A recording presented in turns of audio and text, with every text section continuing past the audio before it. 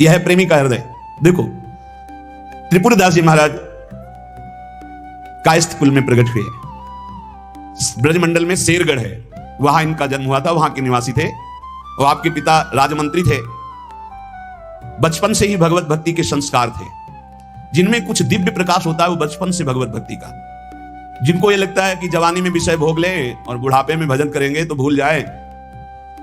बुढ़ापे में मन को प्रभु में नहीं लगाया जा सकता। यदि आपने जवानी में भजन का अभ्यास नहीं किया तो बुढ़ापे में नहीं होगा। बुढ़ापे में प्रपंच ही होगा, पक्का विश्वास मान लीजिए। और जितने भी दिव्य महापुरुष हुए हैं, जिनके जीवन प्रकाशित हुए हैं भक्ति अध्यात्म की ऊंचाई में, वो बचपन से श्री भगवान में लगे। त्रिपुरदास जी के घर में राजमंत्री पिता थे, पर बहुत ही सुंदर भक्ति के संस्कार थे।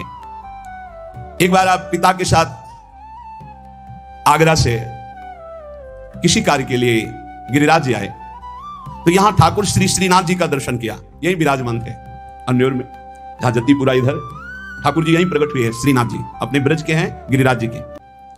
ऐसा सुंदर रूप श्रीनाथ जी का कि नवीन किशोर अवस्था लुभायमान हो गए।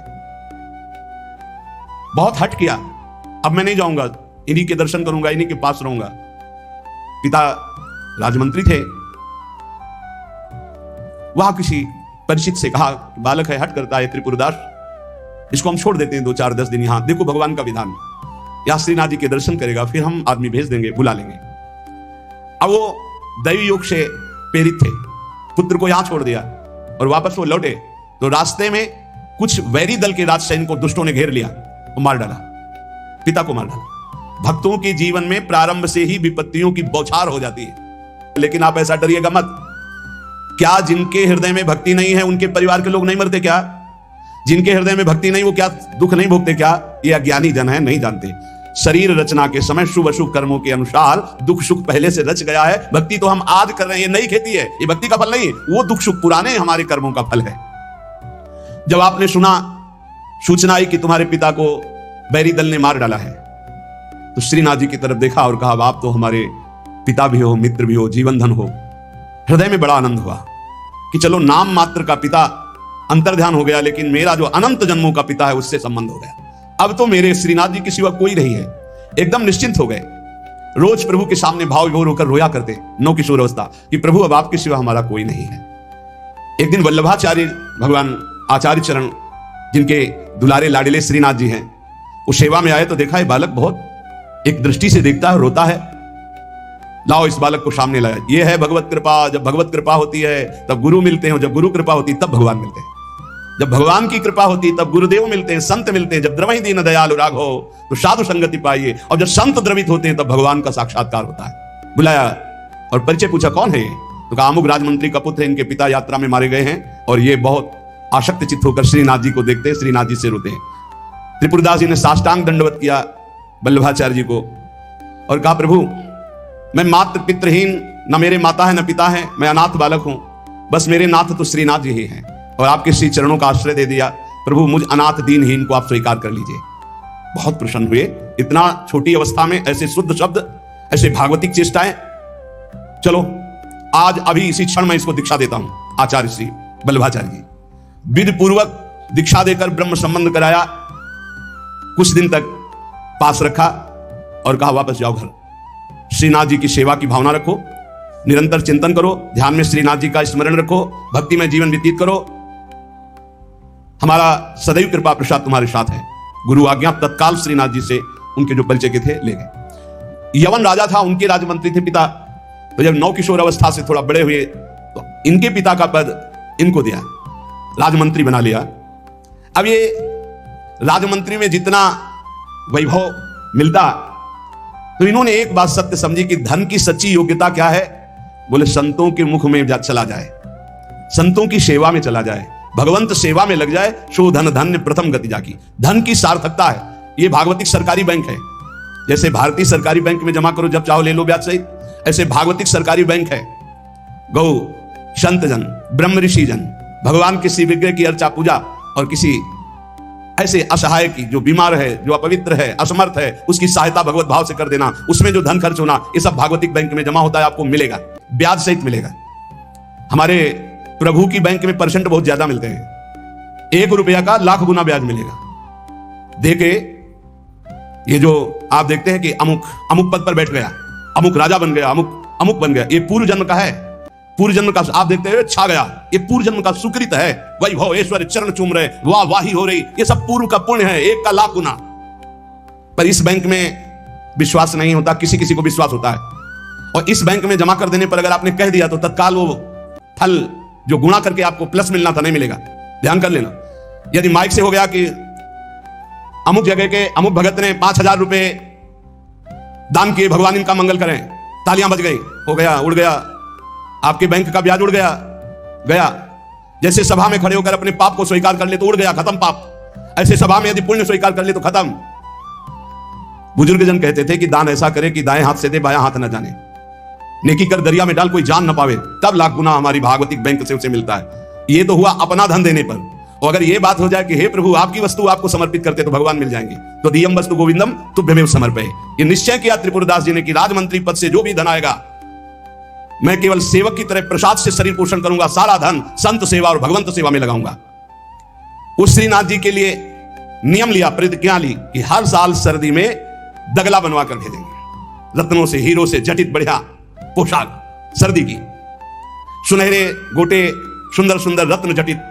अब चाहे करोड़ों के रत्न लग जाए श्रीनाथ जी के लिए, और राजमंत्री थे, दगला भेजते और रोज संत सेवा होती त्रिपुरदास जी के यहां। संत जन आते, प्रसाद पाते। धन की यही सार्थकता है। जय जयकार हो, भगवान नाम कीर्तन हो, भगवत अनुरागी जन आकर प्रसाद पावे, भगवान की आरती पूजा सेवा। धन्य है वो गृहस्थ, वो धन्य, वो तीर्थ है उसका घर जिसके घर में भगवान की आरती होती, भगवान का नाम कीर्तन होता, आए हुए अतिथियों की सेवा होती है। और श्रीनाथ जी भी बड़े रिजवार ठाकुर, बहुत खुश होकर के, प्रसन्न होकर के वो दगला धारण करते। श्री विठलनाथ जी श्री वल्लभाचार्य जी के पुत्र हैं। वो देखते कि और वस्त्र जब धारण कराते तो ठाकुर जी धारण करते हैं, लेकिन जब त्रिपुरदास जी का दगला धारण कराते तो ठाकुर जी फूल जाते, प्रसन्न हो जाते हैं। भक्त के द्वारा प्रेम से दी हुई वस्तु भगवान बहुत भाव से स्वीकार करते हैं। सब दिन होत ना एक समान, एक समय ऐसा भी आता है जो बहुत ही अंधेरे का होता है, एक समय प्रकाश का आता है। जैसे दिन रात, ऐसे सुख और दुख। अब यवन बादशाह था, उसके पास द्वेषियों ने सूचना लगा दी कि ये राजमंत्री हैं, आपको पता नहीं है, ये आपके धन का बड़ा दुरुपयोग करते हैं, साधु महात्मा इनके यहां खाते रहते हैं और न जाने क्या क्या खूब लुटाते हैं, आपके यहां से वैभव चुराया जाता है। और वो राजा यवन, उसकी बुद्धि बदल गई, उसने तत्काल आदेश किया सर्वस्व अपहरण कर लिया जाए, त्रिपुरदास जी का सर्वस्व संपत्ति जब्त कर ली जाए। मतलब पात्र भी घर में नहीं रह गए, सब जब्त कर लिया गया। जहां रोज संत सेवा, ठाकुर सेवा, श्रीनाथ जी के लिए बहुत महंगा पोशाक सर्दी की, सब, एक पात्र भी नहीं रहने दिया, सब जब्त कर लिया। खाने पीने के लिए एक दाना भी नहीं रह गया, कुछ नहीं, सब जब्त कर लिया, केवल दिवाले दिवाले। अब आप विचार करो, जिसका ऐसा चल रहा हो उसका ऐसा। इसलिए होश में रहना चाहिए। शब्द दिन होत ना एक समान, ये शब्द याद रखना चाहिए। सुख है तो फूलो मत, कल दुख आने वाला है। शरीर स्वस्थ है तो अभिमान मत करो, कल कोई रोग आ जाएगा। जीवित हो तो अभिमान मत करो, कल ही मृत्यु आ सकती है, आज भी आ सकती है। होश में। खूब धन संपत्ति है, कल ऐसा हो सकता है टुकड़े टुकड़े के लिए मोहताज हो सकते हो। पक्का पक्का। आज दुखों घेरे हैं तो आप निराश मत होइए, कल आप बहुत बड़े आदमी बन सकते हैं। उत्साह संपन्न रहिए। आज बहुत बड़े आदमी है, धन है, संपत्ति है, वैभव है, नौकर चाकर है, बहुत फूलिए मत। हो सकता है ऐसा समय आ जाए कि तुम्हें किसी की नौकरी करनी पड़े अपनी पेट भरने के लिए। समय बहुत विचित्र है, पलटने में देर नहीं लगती। खाने पीने तक के लिए नहीं रहेगा, सब यवन राज ने जब्त करवा लिया। अब जैसे तैसे बहुत गरीबी से, कष्ट से जीवन यापन होने। अब आई सर्दी की ऋतु। सर्दी की ऋतु में श्रीनाथ जी को दगला भेजते थे, खूब सुंदर सजा करके। यहां सजाने की क्या बात, खाने की भी कोई वस्तु नहीं रह गई थी। ठाकुर जी की सेवा की प्रतिज्ञा की थी कि जब तक जीवन है आपके लिए पोशाक भेजूंगा। अब सर्दी में कैसे पोशाक भेजे, खाने के लिए भी नहीं। बहुत जोर जोर से रोना आया कि हम हर कष्ट सह सकते थे, लेकिन आपकी सेवा, ये जो सर्दी की पोशाक भेजने की थी, अब कैसे होगी आपकी सेवा। और ये सेवा नहीं होगी तो मेरा जीना, क्योंकि मैंने नियम लिया था कि मैं अपने जीवन में जब तक जीऊंगा हर वर्ष आपको सर्दी के समय पोशाक भेजूंगा, सर्दी की। आप ठाकुर जी से विनय करने लगे कि मैं सब कष्ट सह सकता हूं, आपकी सेवा छोड़कर नहीं। इतने में देखा, दृष्टि गई तो एक ऊपर दावात रखी थी। आपको जैसे कोई डूबते हुए को तिनके का सहारा मिल जाए, और वो दावात पीतल जैसी दिखाई दे रही थी। तो लग रहा था कुछ सिक्के की तो बिकी जाएगी। दावात ली, बाजार में बेचने के लिए गए कि अगर ये बिक जाएगी तो थोड़ा भी कपड़ा मिल जाएगा तो नियम की तो पूर्ति हो जाएगी। भगवान अपने भक्तों को ऐसा कष्ट क्यों देते हैं? क्यों देते हैं? बड़े आराम से जय जयकार हो रही थी, संत सेवा हो रही थी, ठाकुर सेवा हो रही थी। श्री प्रियादास जी कहते हैं, भयो ईश ख्याल, इष्ट देव को ये पसंद है। ए डरना मत, डरना मत कि इष्ट देव को ये पसंद, क्या पसंद है? अनन्य चिंतन, धन का आश्रय भी नहीं होना चाहिए। बता दें, कक्षा 1 के विद्यार्थी से पीएचडी के प्रश्न नहीं पूछे जाते। आप मत डरना, क्योंकि आप क्लास में हैं ही नहीं, आप इस क्लास में नहीं हैं। आप डरना मत, नहीं आपको लगे कि भगवान हमारी भी परीक्षा लेंगे तो आज जो चैन से हम एसी में रह रहे हैं कल फिर सब खत्म हो जाएगा। ऐसा नहीं, ये डिग्री वालों की होती है। अपने लोग वो पार्टी छुइया वाले पहले क्लास वाले हैं, खूब टॉफी मिलेगी और आराम से पढ़ने को, यहाँ परीक्षा नहीं होती है। यहाँ 2-4 क्लास तो ऐसे ही बढ़ा दिए जाते हैं, जब डिग्री आती है तब वहां परीक्षा होती है इस बात की कि अब तुम्हारी स्थिति क्या है। त्रिपुरदास जी के ऊपर जो भगवान की विशिष्ट कृपा हुई, ये भगवान श्री कृष्ण चंद्रजू ने युधिष्ठिर जी से कहा। एक बार युधिष्ठिर जी ने कहा कि प्रभु ऐसा भी आपका नाम लेते हैं, धर्म से चलते हैं, कोई कदम भी कहीं अधर्म नहीं। अर्थ समझ लो भाई, डरना नहीं, डरना ले ली। इसलिए बीच में कह रहे कलयुगी भगत है, ये ले अपनी कंठी माला अनुग्रहाम, बहुत अनुग्रह, हमें नहीं चाहिए आपका अनुग्रह। भगवान ने युधिष्ठिर जी से कहा, जिसे मैं स्वीकार कर लेता हूं कि मेरा है, उस पर मैं कृपा करता हूं। हमने देखा पहलवानों से भी मिले हैं, वो कुश्ती में अपने जन को वहीं पीटते हैं जहां से कमजोर होते हैं। जैसे यहां मारा, अब 1000 बार यही मारेंगे, वो 1000 बार मारेंगे ये थपाड़ा, 1000 बार मार के फिर गिरा के टिहुना से मारेंगे यहां, और जब टिहुना सह गए तब कहेंगे ठीक है लड़ो, क्योंकि हमने पक्का कर दिया अब यहां तुम्हारे कोई मारे तो तुम फेल नहीं होगे। ऐसे कुछ जगत गुरु श्री कृष्ण हैं। हमारा ये पार्षद कमजोर कहां से हो सकता है? जहां कमजोर वहीं मारा जाता है। बड़ा सुविधा होगी तो सुविधा पर ही मार चलेगी, अब सुविधा के बिना भी भजन हो सकता है। उस समय तुम्हारी मांग क्या होगी, सुविधा या भगवान? त्रिपुरदास जी किस लिए रोए? कि आपकी सेवा का प्रण लिया था, वो सेवा की पूर्ति। भगवान कह रहे हैं कि जिस पर मैं कृपा करता हूं पहले उसका धन बल अपहरण कर लेता हूं, ये धन बल अपहरण कर लेता हूं। जब वो निर्धन हो जाता है तो सगे संबंधियों का अपहरण कर लेता हूं, या तो सगे संबंधी छोड़ देंगे। देखा ना पिता रास्ते में ही राधे श्याम, बहुत कृपा समझना कठिन है। सुनाया था एक बार भगवान शंकर की कृपा। माता पार्वती जी से कहा चलो मैं आपको अपने भक्त के दर्शन कराता हूं। बोले चलो प्रभु। तो बोले पहले अभक्त के दर्शन कर लो, तब भक्त के दर्शन आप सुख पाओगे। तो गए तो सुपारी कतर रहे थे बैठे, इसमें बढ़िया गद्दा लगा हुआ था, गिरदा लगा हुआ, 50 गाय 50 भैंसे दूध दुही जा रही थी। प्रातःकालीन का समय था, संत वेश में गए और कहा भगत जी 100 ग्राम दूध दे दो, शालिग्राम भगवान को स्नान कराना है। चल दिया सुबह से, और क्या क्या बोलना सो। महादेव जी ने कहा हे भगवान जितनी संपत्ति और वैभव इससे दुगना इसकी कर दो। माता जी ने कहा औघड़ इसीलिए कहा जाता है इनको, बड़े औघड़ नाथ है। 100 ग्राम दूध ले दिया, गाली दिया, ऊपर से कह रहे संपत्ति कह दे दुगनी। बोली नहीं पर अंदर अंदर बहुत विचित्र औढ़ दानी है इनका। आशुतोष बोले चलो भगत के दर्शन। बोले अभक्त तो ऐसा था कि अगर आप साथ ना होते तो इसको भस्म ही कर देती हम, क्योंकि अंबा तो शक्ति है, आपका अपमान। अभक्त ऐसे ही होते हैं, तुम्हें नाराज नहीं होना। भक्त के पास गए, एक झोपड़ी फूस की, एक गाय, और उसी फूस की झोपड़ी में माँ उसकी मैया रहती थी। गए जो देखा संत तो साष्टांग दंडवत किया, आओ बैठो बैठाला।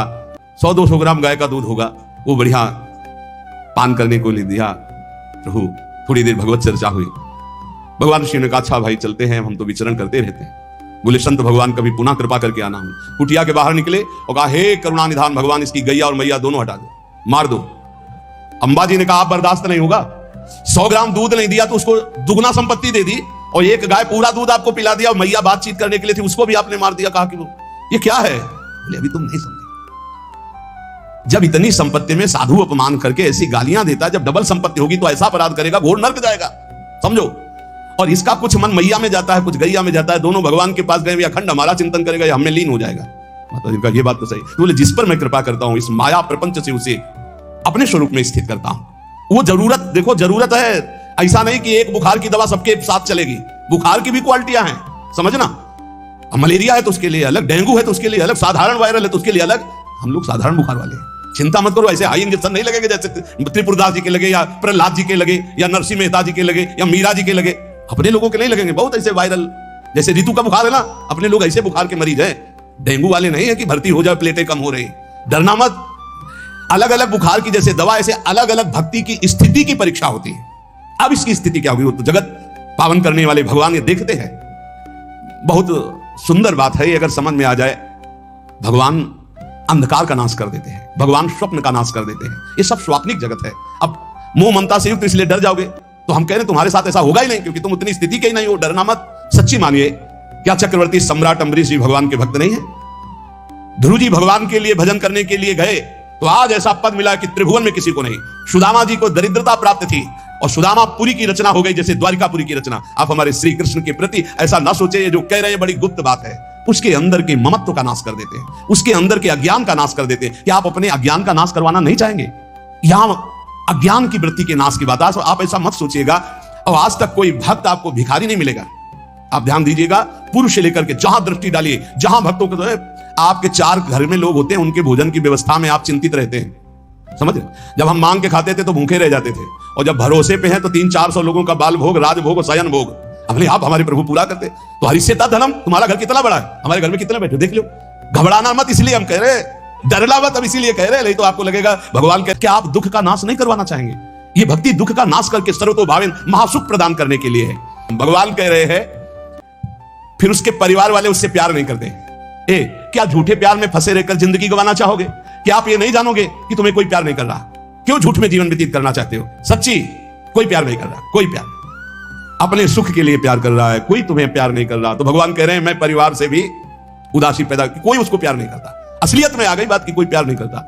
फिर कह रहे हैं कि जब वो व्याकुल चित्त हो जाता है, कोई उसे प्यार नहीं करता, ऐसा लगता है सब मुझे छोड़ दिए, तब मैं एक रास्ता देता हूं अपने भगवत प्रेमी महात्मा का।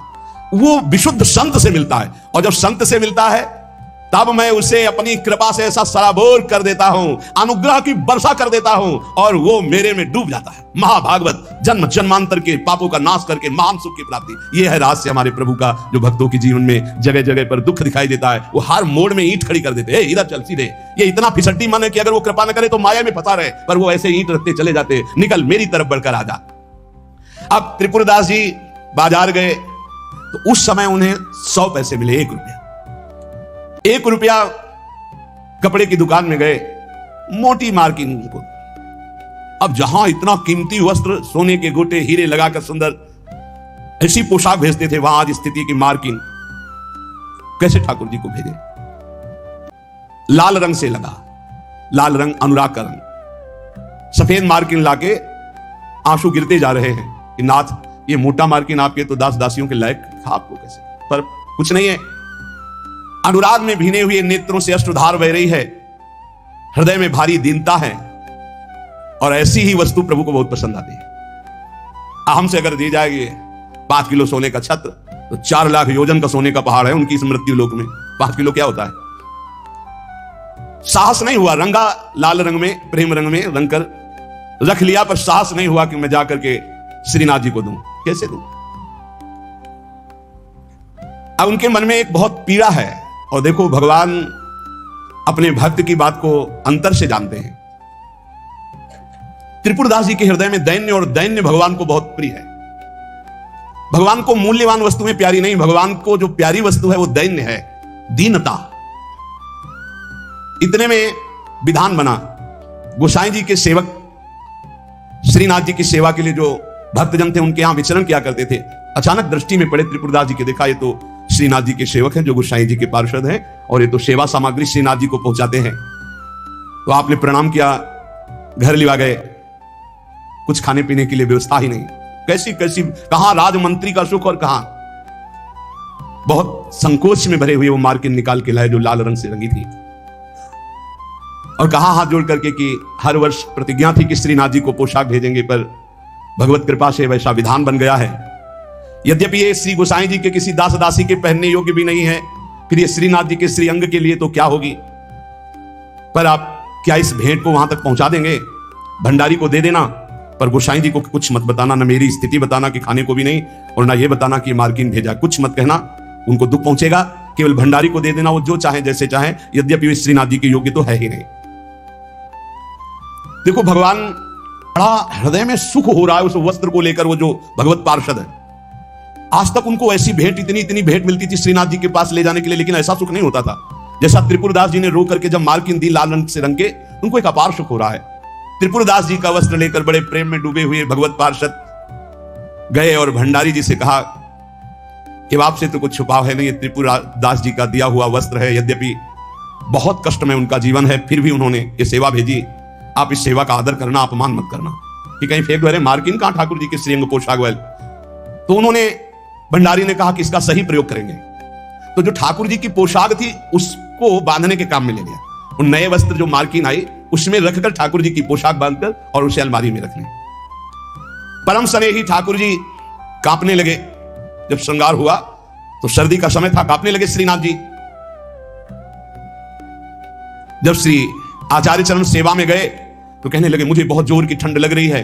ठाकुर जी बोलते हैं निज जनों से, जैसे हरिवंश महाप्रभु से राधा वल्लभ जी बात करते थे, बंचन महाप्रभु से बात करते थे, बिहारी जी से स्वामी जी महाराज, विठल विपुल देव जी, बिहारी देव जी, मुझे ठंड लग रही बहुत जोर की।